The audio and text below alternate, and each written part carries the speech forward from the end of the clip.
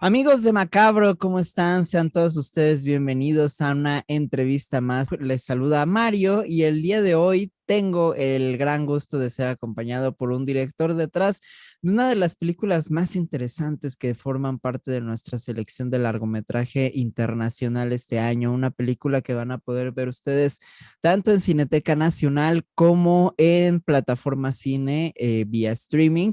Sin más, quiero darle la bienvenida a Jesper Isaacsen, director de Victim of Love. Jesper, how are you today? I'm fine, thank you very much. Muy bien, pues vamos a preguntarle un poco para toda la gente que todavía no ha visto Victim of Love o que apenas va a animarse de justamente de qué trata la película. Es un thriller muy, muy interesante y mejor que él se los platique porque es una película que tiene giros todo el tiempo. Now, Jesper, for all the people who haven't seen Victim of Love yet, and you want to invite them to watch it and to create some interest in what is the film about? Can you tell them, please? I find it a very interesting thriller with a lot of twists all the time.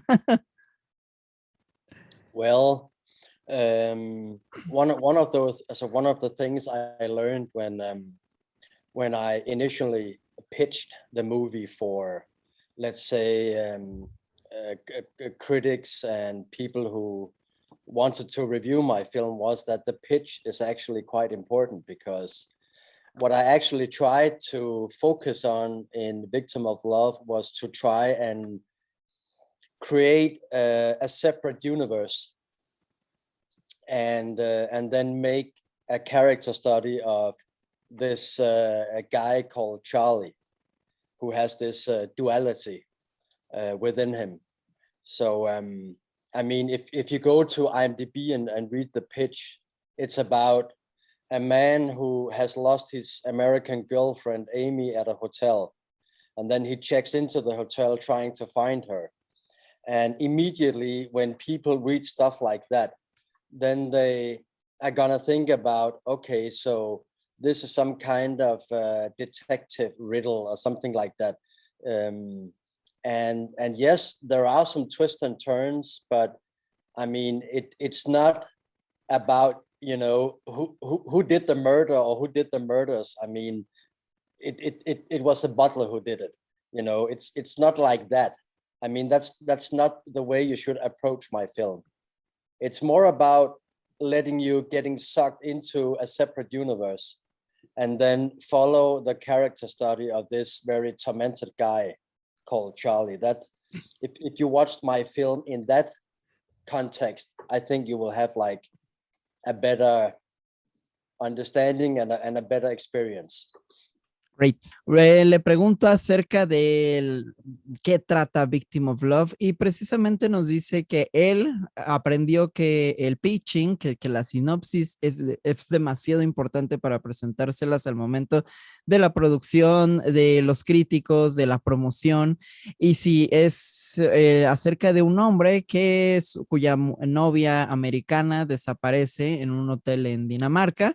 Sin embargo, no quiere que se acerque a esta película como si fuera el típico thriller de detective en el que, sí, el mayordomo fue el culpable, sino que se trata de otro universo, porque Charlie, el personaje principal, es un personaje atormentado, el cual pues es perseguido no solo por el tema de la investigación, sino también por demonios que él mismo va conservando. Y precisamente de esto es un poco el tema que le voy a preguntar a continuación, porque un personaje recurrente que sigue a Charlie todo el tiempo es un hombre enmascarado. Now, Jesper, one of the most, I will say, scary things about the film is this mask figure that all the time Charlie faces. Even I don't want to spoil it because it's a great ending, but it's along the picture all the time, and I really love that element. If you can tell me how more about your development of this masked guy, because he even has a very important speech in the film. Well, I mean, all people have a duality. We all have like a good side and an evil side. And there is this saying like, the wolf you feed. It's like an American expression, the wolf you feed. So the wolf inside you, I mean, which part or which wolf are you gonna feed? Is it like the evil side or the good side? And if the evil side takes over, then especially if you have to make like a horror movie about it, then sometimes the evil side materialize into something else. So there are like different ways to show this duality, where you have like good and evil, but especially if you want to create a separate universe where everything can happen, and you want to play around with like different kind of color grading and different kind of setups and scenography and costumes, and you want to create your own very special universe, then it's obvious that you should materialize this evil side or this evil character. And if you put a mask on somebody, then of course you're gonna people are gonna wonder who is behind the mask, you know. So then you can keep it like a little bit secret still. So it's good to have some mythical excitement around a character, so there is some kind of secrecy, so so you don't like perfectly know who is this guy, who is this character, who is behind the mask, you know. So it's a way to generate tension in the movie and to mystify the audience just like a little bit. Yes, and I totally agree that this secrecy it keeps a lot of the suspense along of the film, because you want to know more about this figure. Exactly. For example, if you take a film like Split, do you know that film? Yeah. Yeah. So you got this guy who he's got a lot of different personalities within him, but one of the personalities is called the Beast. So, and when he transform into the Beast, it's not only his mind and his personality that changes. It his body and his muscles and his energy, and he becomes like this kind of superhuman character. So, and that's one of the things I like about somebody who's got like an evil side or multiple personalities, that especially in the horror universe, it can become something else. It can become bigger, and it like the evilness can become almost like superhuman. So Yes. yeah,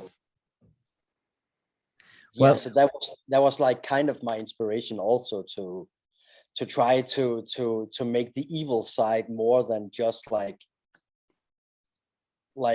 a normal person being evil, but try to buff it up and make it even more dark and evil and kind of like superhuman. Great. Bueno, le pregunto a Jesper acerca de este personaje enmascarado que es una especie de antagónico que persigue a nuestro protagonista todo el tiempo, y él dice que en el ser humano siempre hay una dualidad, siempre va a haber un lado bueno y un lado malo, y da una expresión estadounidense que es el lobo al que alimentas. ¿A qué lobo vas a alimentar tú? ¿A tu lado maligno o a tu lado bueno? Y un poco también es cómo se materializa precisamente este lado malo y termina corrompiendo a toda tu persona. Y también menciona el ejemplo de Split, o Fragmentado, esta película de Shyamalan, donde tenemos al personaje, el cual en un momento es la bestia, Y no sé si ustedes recordarán que no solamente el personaje de Macabro no solo cambia su personalidad y se vuelve más agresivo y más violento, sino que físicamente él hace este cambio dentro de sí. Pero eso es un poco de la inspiración que Jesper toma para la película, porque él quería que esta maldad de verdad se sintiese, fuese un personaje escalofriante. Y otro de los personajes interesantes es la chica que está detrás de Jesper, de que, bueno, en un instante conocemos como Elise. Vamos a preguntarle un poco acerca de este personaje porque es también parte de los enigmas de Victim of Love. Now, Jesper, another very interesting character that you have on the film is right behind you, actually. The character of the girl, which it has some classic elements of the femme fatale, but at the same time, there are very mysteries around her. There's a time where you don't see her on screen and you don't know what happened to her.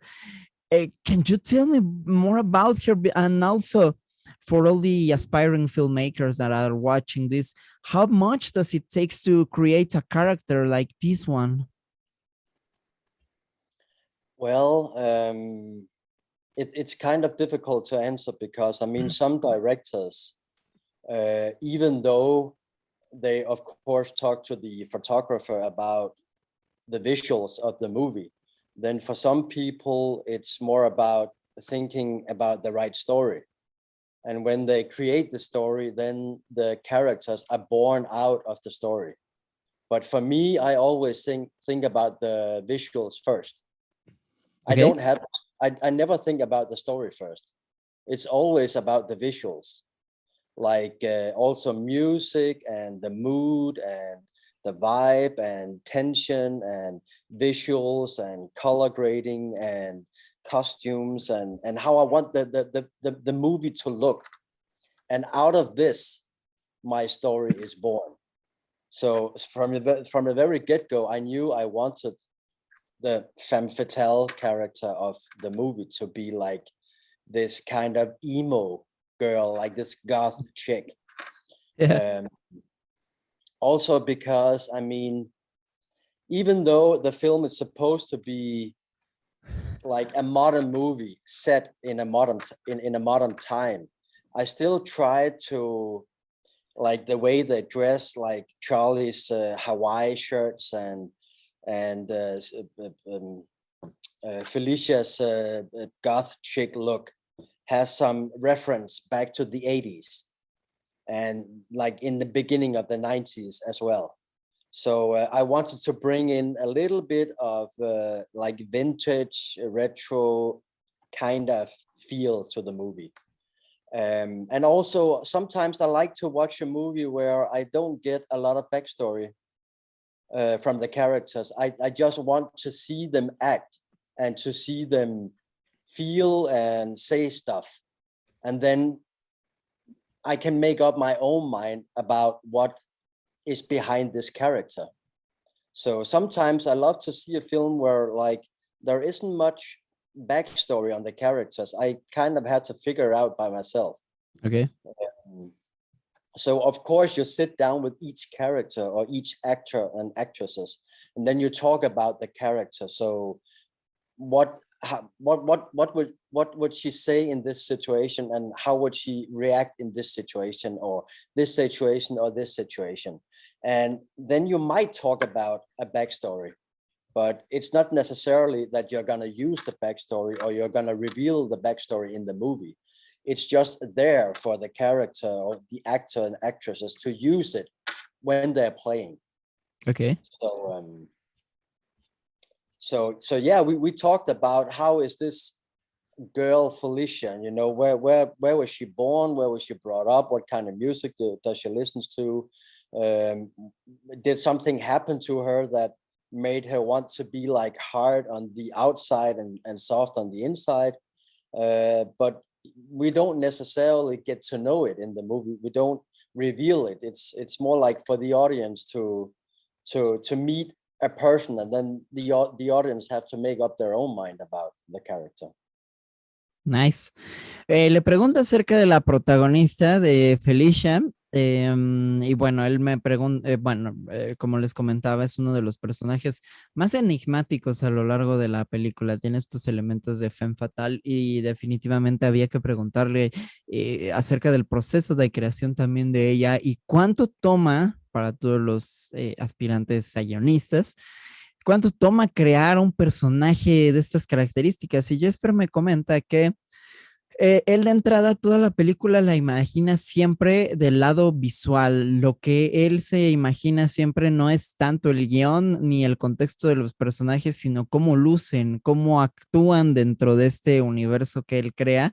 Y es un poco así como nace ella. Siempre tuvo la idea de tener esta chica gótica con ciertos gustos que por el exterior es muy dura, es ruda, pero en el interior es una chica más suave, más sensible.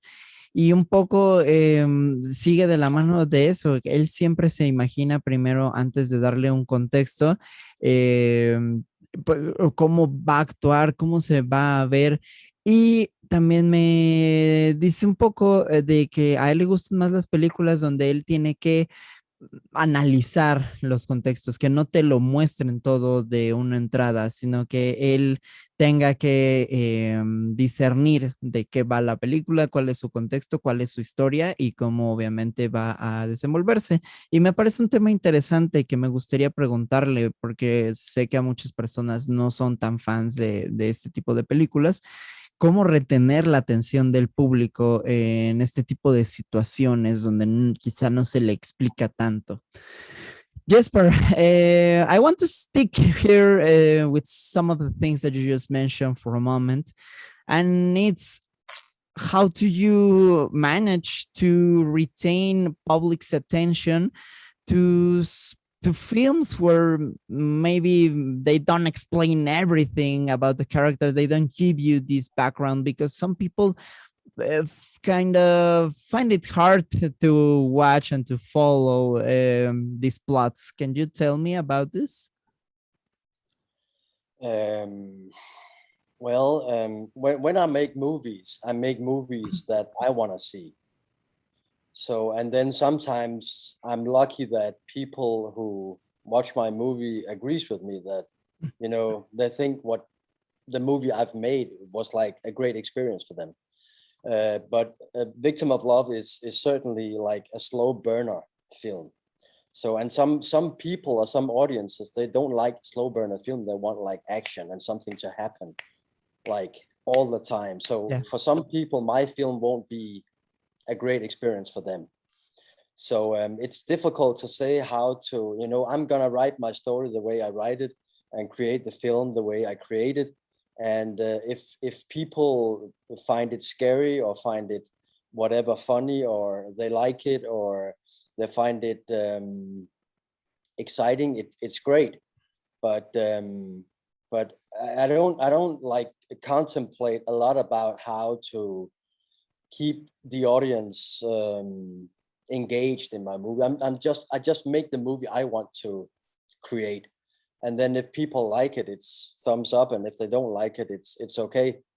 Um, so I just try to do my best and try to do what I want to do with the film within, like, in this case, a pretty limited budget. I mean, I didn't have like $20 million or $10 million or something like that. It was made for $65,000, which is Wow. actually not a lot. So of course you have to compromise also when you're making the movie. So some stuff that was in the script, I just couldn't make it. I couldn't create it. The money wasn't there. So you have to compromise. You have to be creative. You have to find solutions to the challenges that you're gonna have, and then hopefully, yeah, a movie will emerge that will speak to people. So, but yeah, I mean, some people have like kind of communicated to me that it was difficult to kind of follow what the fuck was going on. uh, but I mean, for me, everything is very clear. So so at one point, I'm probably gonna write on IMDb or some other place all the kind of trivia, like all of the hints and points. Like a small thing could be like every time you see Charlie in his room, you have this falcon, this stuffed falcon. Yeah. Which, yeah, of course, it symbolizes the hunter. And every time you see like Amy in her room, then you have like a rabbit, which symbolizes the prey. So, and every part of the movie is something that is thought out. But I mean, for some people, it just looks like some nice, beautiful visuals that looks great, but they don't know what is going on. But that's up to people to find out. If they want to know more about the film, then you have to watch it twice or maybe 3 times, or maybe you'll like write me an email and ask what the fuck is going on here, man. So, They must watch it all the necessary times, at least here in Macabro, all the times you want. okay. And Jesper, I want to ask you a very quick thing. Were there anything on that you had to left on the script due to budget concerns that you really loved, that you really felt it should stay on the movie?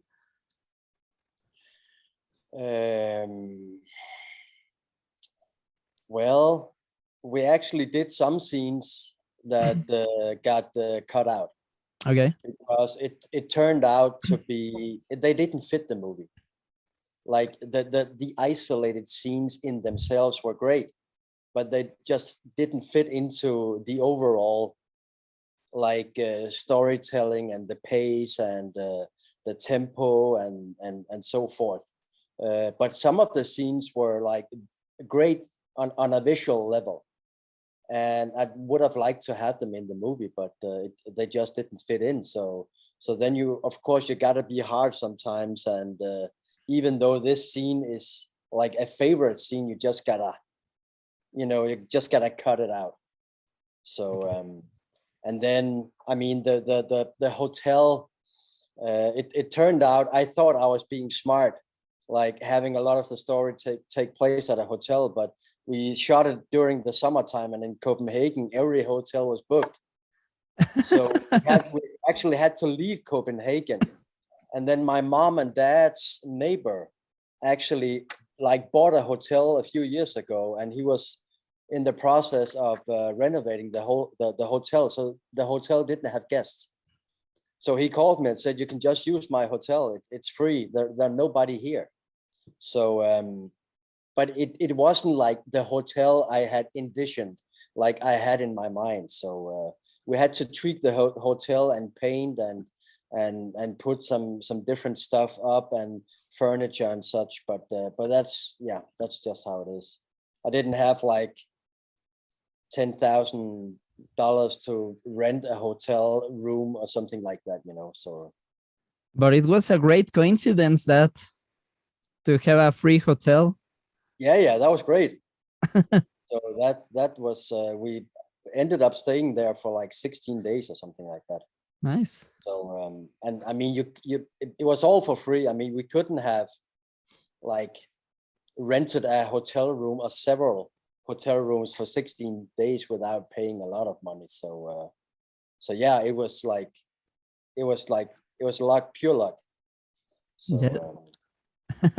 Le pregunto a Jesper acerca de retener la atención, como les había dicho, y él dice, yo estoy enfocado totalmente a hacer películas que a mí me gusten, hacer algo que yo quiero ver. Si a la gente le gusta, está genial. Si no, no hay ningún problema, pero que sí le han dicho en algunas ocasiones que no han seguido muy bien la trama. Para él se entiende todo, para mí también, yo creo que se entiende perfectamente bien, pero que sí entiende que hay personas a las que les gustan las películas que tienen más acción, y aquí sí hay un ritmo un poco más lento en cuanto a lo que sucede en pantalla.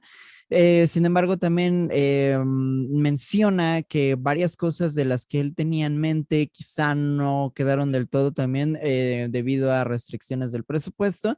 Y comenta que no es una película que se haya hecho con millones de dólares, costó en total $65,000. También menciona ya en esta segunda parte acerca del hotel, que es la locación principal dentro de la película. Él dice que inteligentemente se le ocurrió grabar en verano en Copenhague, pero resulta que todos los hoteles en Copenhague durante el verano estaban totalmente llenos. Entonces, un vecino de su familia, curiosamente, había comprado un hotel unos años antes, el cual estaba vacío y se quedó como una locación. Él supo aprovecharlo a pesar de que no era la locación que él tenía en mente durante el guión. Y eso es algo que pues se tuvo que quedar fuera desafortunadamente de la idea original. Now, Jesper, for one last final question, I want to ask you, what's next for you? What's next after Victim of Love? Are you currently working on a new feature film, or what is it that you're working now? Well, I actually had like 16 ideas Wow. that, you know, I used my phone to write notes.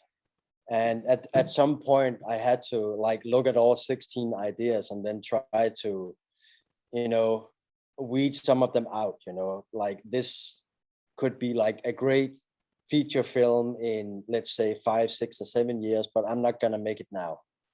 Or this could be like a great short film, or this could be like a great TV series. But at some point I just had to weed them out. So now I have like 3 projects left that I'm seriously working on and writing on.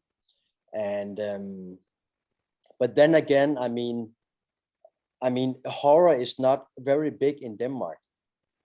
So some of the horror ideas I have would be like perfect to shoot in another country. It could be like it could even be like in Mexico, or it could Oh, be like in the States or something like that, because it's difficult to get funding for horror film in Denmark, because I mean, Denmark is not like a horror country. It's more like social realistic stories. yeah. So it can be very difficult to get funding to horror films. So I have to, if I want funding for my next feature film, I have to be very careful what project I'm gonna choose. But I have like a few horror ideas that could be amazing.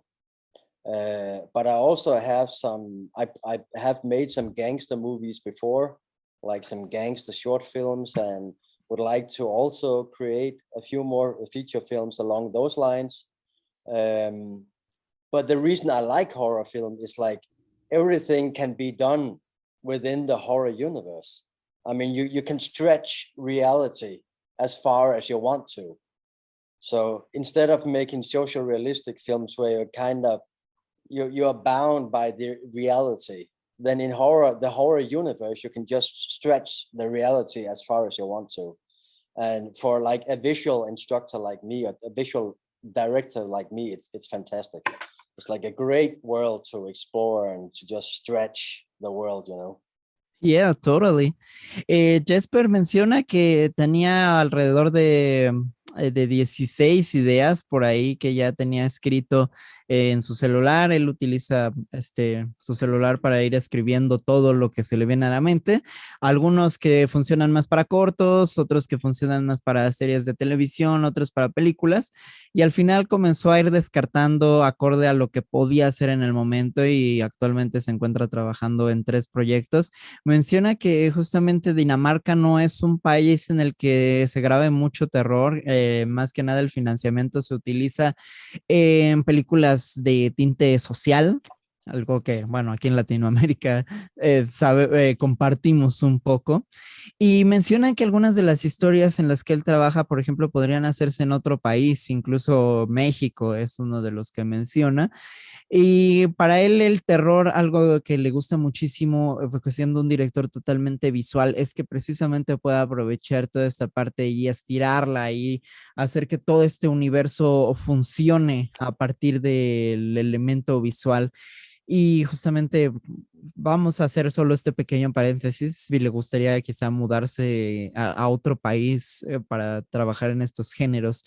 Jesper, before I go, I find very interesting how you mentioned that in Denmark they don't support horror genres as much as other countries.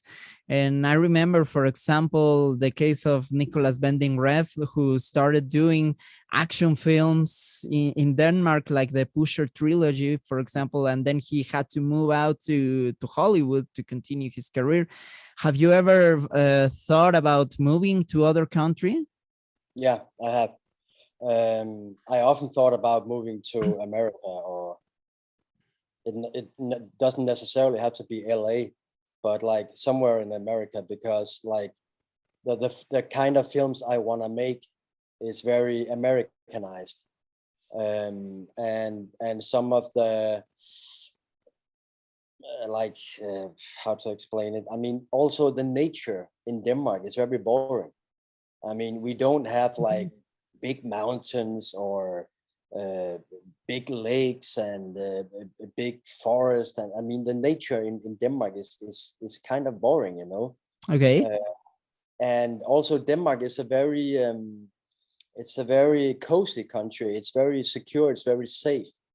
So sometimes it can actually be kind of difficult to find like relevant, gritty stories that would make sense in another country, like let's say Mexico or America or like some of the Eastern countries.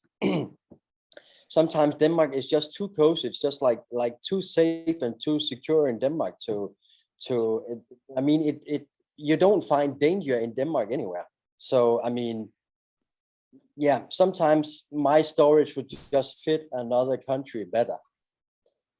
So yeah, I could definitely see myself going abroad at sometimes. And only I remember when Nicholas Winding Refn, his film The Neon Demon came out in the Danish theaters. I mean, only like 4,500 people bought a ticket to watch the movie. I mean, that's not a lot, even though they spent a lot of money to advertising the film. It came out like in many cinemas in Denmark, but only like 4,500 actually bought a ticket for it. I mean, so it's also difficult to sell tickets for horror films. So you have to raise the Danish audience to be accustomed to watch something other than just like social realistic film, but also like horror films.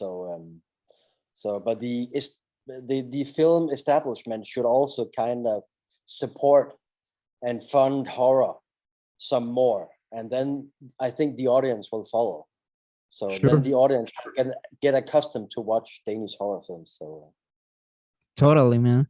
Bueno, él menciona que sí le gustaría mudarse a Estados Unidos, no necesariamente a Los Ángeles, y menciona cómo Dinamarca realmente es un país demasiado tranquilo, demasiado seguro, y que incluso su naturaleza es aburrida, que no tiene como las grandes montañas ni estos grandes paisajes que vemos en América, por ejemplo.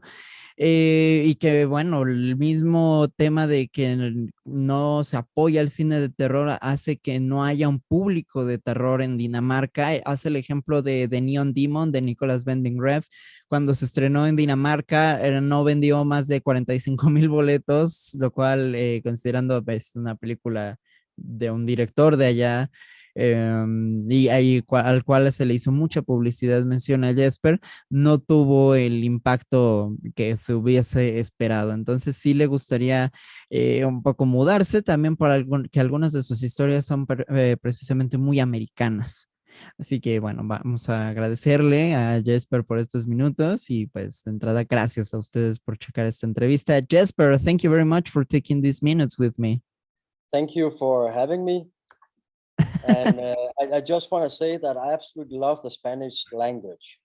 Oh. I've always wanted to make a film in Spanish. I mean, I don't speak Spanish myself, but it sounds very beautiful. I love the Spanish language. I hope that someday you shoot a film in Spanish here in Mexico. Yeah, it could be great. We'll see what happens. Yeah, let's see, man. Thank you once again, and I want to invite all the audience to watch Victim of Love. So, Thank you. gracias a todos. Saludos. Yo fui Mario. Bye.